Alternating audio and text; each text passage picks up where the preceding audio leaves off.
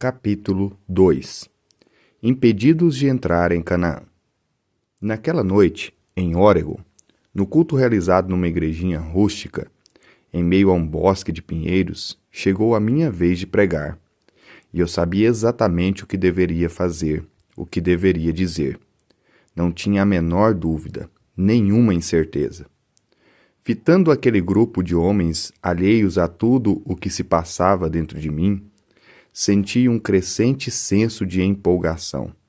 Como sempre faço antes de pregar, pedi-lhes que ficassem de pé para repetirmos uma confissão de nossa fé em Jesus Cristo e em seu senhorio. E a orarem comigo o que costumo chamar oração do consenso. Em seguida, antes que eles se sentassem, olhei-os diretamente e transmiti-lhes a ordem divina. Se alguém aqui hoje estiver cometendo adultério, imoralidade, homossexualismo, incesto, masturbação, buscando prazer em pornografia, dando-se a fantasias sexuais ou qualquer outro tipo de pecado sexual, eu lhe ordeno em nome de Jesus Cristo de Nazaré, que se arrependa e acerte seu relacionamento com Deus Pai, reconciliando-se com Ele por intermédio de Jesus Cristo, pelo poder do Espírito Santo. Durante um segundo, reinou um profundo silêncio em todo o salão. Aquelas palavras, que algumas horas antes eu escrevera numa simples folha de bloco, agora percorriam o ambiente como um choque elétrico. Em seguida, num movimento rápido e conjunto, aqueles homens ergueram as mãos e se puseram a louvar e adorar a Deus. O Espírito Santo invadiu aquela igrejinha das montanhas, desencadeando uma reação extraordinária a uma pergunta impiedosa, porém sincera. Aqueles homens, empresários, pregadores, obreiros, jovens e velhos, estavam desejosos de que alguém lhes apontasse uma direção. Ansiavam por uma palavra de orientação, precisavam ouvir a voz de Deus, por mais severa que ela fosse. Desejavam desesperadamente uma mudança de vida. Queriam ver-se livres de suas dúvidas e indagações. Como o desditoso povo de Israel, hoje, o homem sonha com uma terra prometida, com a sua Canaã. Anseia por uma existência caracterizada por força e energia, onde os problemas possam ser resolvidos, onde cessem os conflitos e os relacionamentos sejam restaurados. Aqueles homens ansiavam por uma Canaã. Mas, antes de prosseguirmos, pensemos um pouco no significado de Canaã e o que seria ela para nós. Para Deus, Canaã sempre foi o símbolo da vida humana vivida em todo o seu potencial. É o lugar onde as promessas divinas se cumprem, onde o povo de Deus atinge o máximo de sua capacidade, tanto a nível individual como coletivo. Isso envolve toda a sua vida, o espírito, suas emoções e seu corpo, inclusive seu casamento, seus filhos e sua atuação profissional. A Canaã do Antigo Testamento era a terra onde Deus queria que os israelitas vivessem após sua libertação do cativeiro egípcio. Ali, eles viveriam pela fé e o Senhor cumpriria todas as suas promessas. Eu gostaria que o leitor entendesse claramente que Canaã é a terra da promessa, onde Deus quer que você viva pela fé hoje. Ali, ele vai cumprir todas as promessas que lhe fez, e ali você poderá atingir o máximo de seu potencial. Shangri-La era ficção, Canaã é real. Mas os israelitas não conseguiram entrar em Canaã. E não entraram devido às 5 razões mencionadas em 1 Coríntios 10. E são as mesmas razões que impedem os homens de hoje de chegarem à sua Canaã, a terra da realização pessoal. E, no entanto, Deus deseja que os cristãos tenham uma existência tipo terra de Canaã, nos seus negócios, no seu casamento, no relacionamento com os filhos, nos estudos, em tudo. Temos de reconhecer, porém, que não a temos. Não temos atingido o nosso potencial. E esse pode ser o seu caso, leitor, ou de alguém que você conhece. Aqueles mesmos 5 pecados básicos assediam o homem moderno, impedindo-o de desenvolver todo o seu potencial. Esses pecados são os seguintes: a cobiça. A cobiça é a busca constante da satisfação de nosso ego às custas de Deus ou de outrem. É uma extrema preocupação com aquilo que nosso ego deseja, a satisfação ou gratificação dos desejos da carne. Já o amor é algo próprio de Deus. O verdadeiro amor é sempre doador. Por natureza, ele sempre deseja satisfazer a quem ama, porque Deus amou o mundo de tal maneira que deu o seu Filho unigênito. João 3,16. Deus é amor, o amor é doador. A cobiça, ao contrário, quer receber. Sua tônica é basicamente o egoísmo. O amor dá, a cobiça estende a mão e pega. A diferença entre os dois é a direção que cada um segue. Os israelitas cobiçaram o que haviam deixado para trás no Egito. Fisicamente seguiam para Canaã. Entretanto, em seu coração estavam retornando ao Egito. Eram mais amigos dos prazeres do que de Deus. É fácil saber quando a cobiça está nos dominando, quando desejamos satisfazer-nos às custas de outrem. Da mesma forma, pode-se saber quando é o amor que predomina. Desejamos satisfazer o ente amado, mesmo que para isso tenhamos de sofrer alguma perda. O homem casado que, no ato sexual, só se preocupa em satisfazer a si mesmo e deixa a esposa insatisfeita e frustrada, está sendo cobiçoso.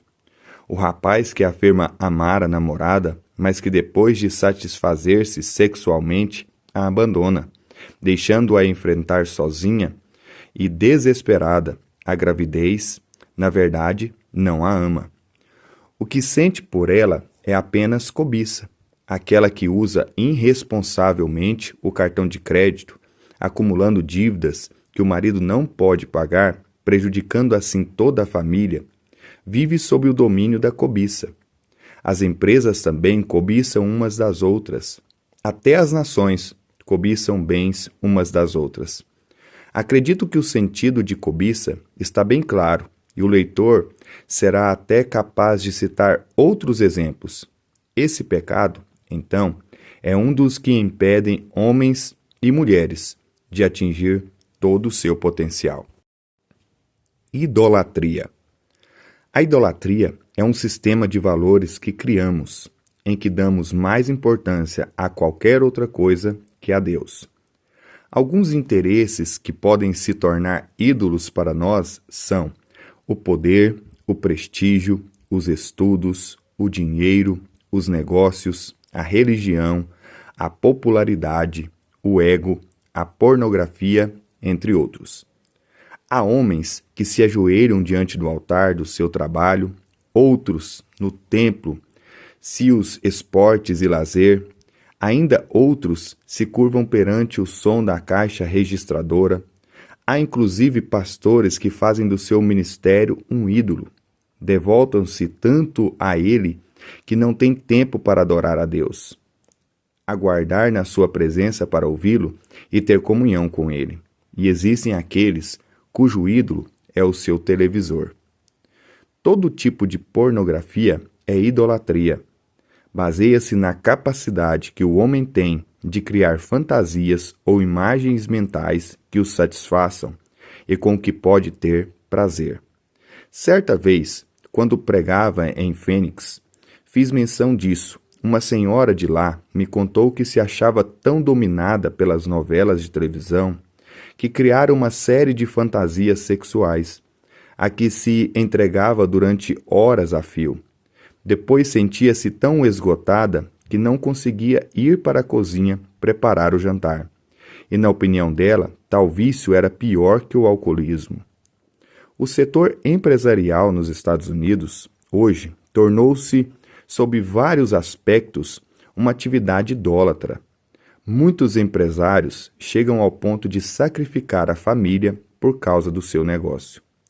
Atores e atrizes também são idólatras, adoram a si mesmos.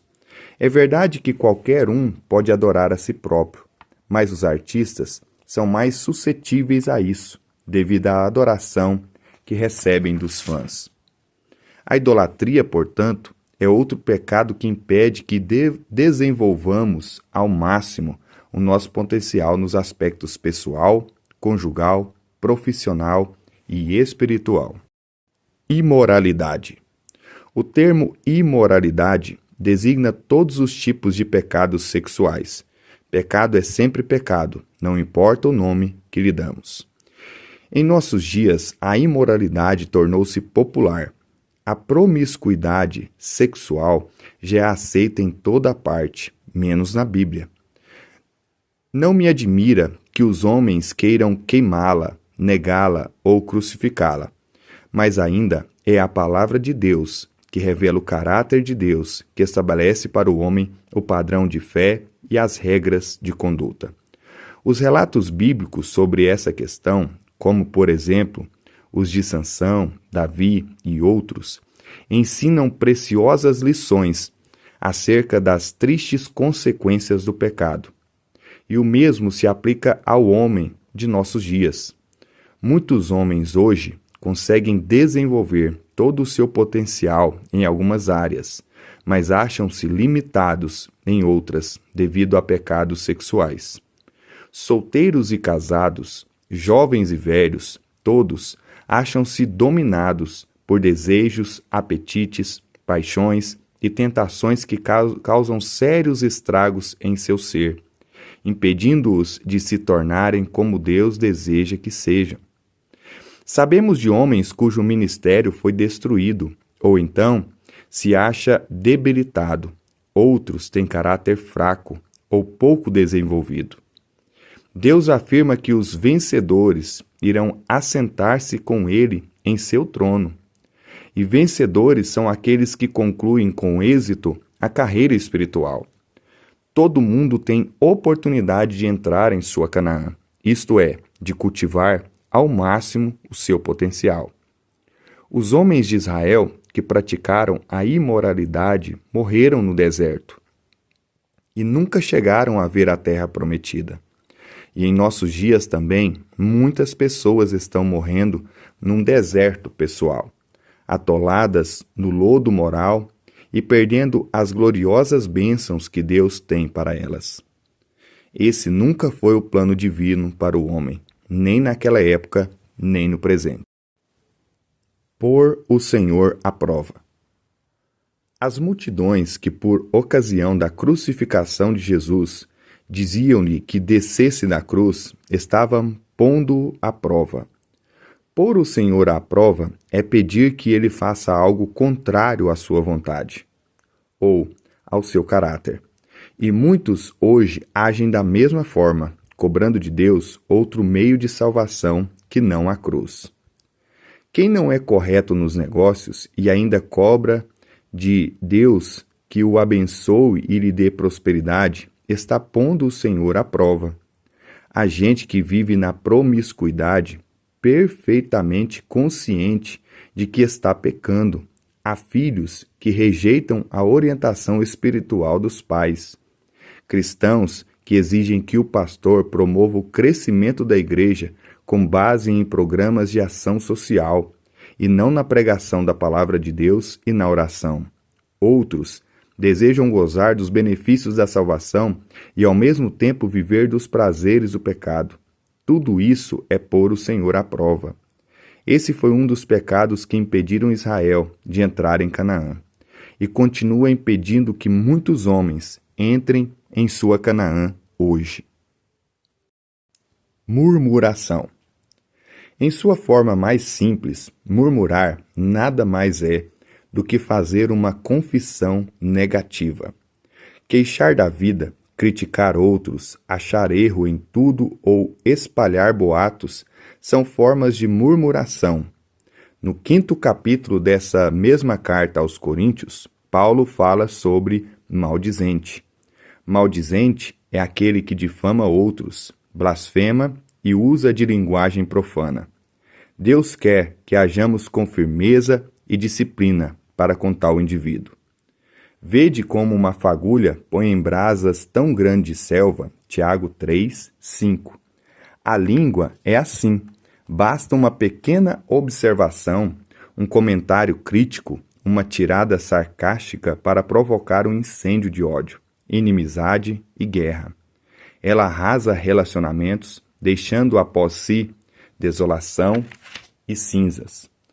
Há homens que murmuram contra o patrão ou contra a empresa onde trabalham e depois não entendem por que não recebem uma promoção. Cristãos murmuram contra o pastor e não entendem por que os filhos não se convertem. Murmuram contra a palavra de Deus e depois queixam de sua fé ser improdutiva. Não entram em Canaã. Quando li esse texto e vi esses 5 pecados, compreendi claramente que eles continuam sendo a causa básica de os homens não atingirem todo o seu potencial. São os pecados básicos de toda a humanidade. Deus quer que os homens entrem em Canaã, um lugar de descanso, de bênção, de sucesso, de capacidade e autoridade. Seu desejo é que todos estejam ali. Entretanto, é evidente que os homens continuam vagueando pelo deserto, definhando-se por causa do pecado, e por isso nunca chegam a ser exatamente como Deus quer que sejam. São 5 pecados básicos. A sentença que Deus me confiou quando viajava para o retiro espiritual no Oregon tinha a ver com um deles, a imoralidade. Era uma afirmação muito forte e surtiu um efeito fenomenal. 265 homens foram à frente, dispostos a arrepender-se de seus pecados e expressando o desejo sincero de desenvolver todo o seu potencial como homens de Deus. Alguns choravam. Era um grupo compacto, ali de pé, na presença de Deus. E o poder de Deus se manifestou com força tal que todos os presentes foram tocados ou experimentaram uma mudança de vida. E agora faço o mesmo apelo a você que me lê. Se você estiver dominado por qualquer um dos pecados sexuais, que essa seja a hora do arrependimento e restauração. Permita que Deus, neste momento, opere em sua vida o mesmo que fez na daqueles homens. O desejo dele é que você seja como sempre quis ser, seja homem ou mulher, se estiver lendo este livro. Os irmãos que foram àquele retiro são pessoas exatamente iguais a nós. Têm os mesmos desejos, as mesmas indagações e problemas, e pelas mesmas razões não estavam vivendo no máximo de seu potencial. Naquela noite, senti-me intensamente feliz. Vi o poder de Deus transformar vidas. Vi homens crescerem espiritualmente bem diante de meus olhos. Foi maravilhoso. Mas depois me senti condoído por milhares e milhões de outros indivíduos. Ocorreu-me que aqueles irmãos não eram os únicos a ter esse problema, nem eles, nem os do outro grupo a quem eu iria pregar. Sabia que havia muitos outros que nunca iriam a um retiro, a um culto, a uma reunião no lar, nem a uma série de conferências.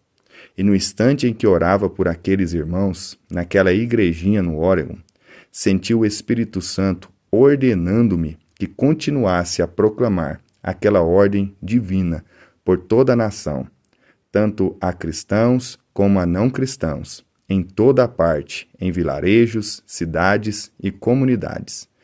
Tal ideia era aterradora, mas eu sabia que fora precisamente para essa obra que Deus havia me preparado.